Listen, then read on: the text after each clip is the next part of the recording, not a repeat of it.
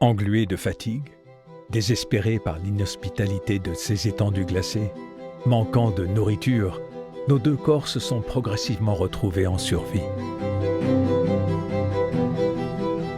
La version audio, c'est sûr que c'est quelqu'un d'autre qui lit et puis nous on écoute.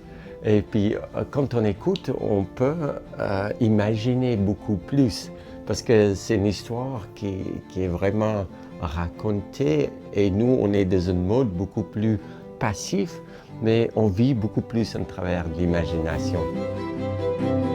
Je fais mes premiers mètres en tractant mon traîneau quand, dans un craquement sec de vitres qui se brisent, la glace lâche sous mon poids, malgré les deux skis qui, jusque-là, lissaient mes mouvements et répartissaient ma portance.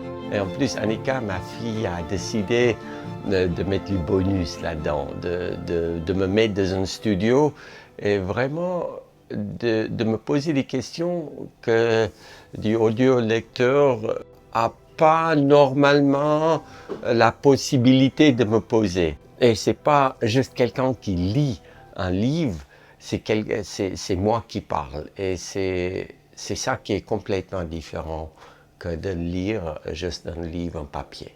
Et la manière que je vois la vie à 8000 mètres ou au pôle Nord, au pôle Sud, au milieu de la jungle, c'est pareil.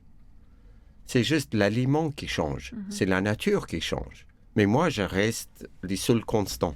Des fois, on est trop en distance. Hein. Je veux m'approcher des gens.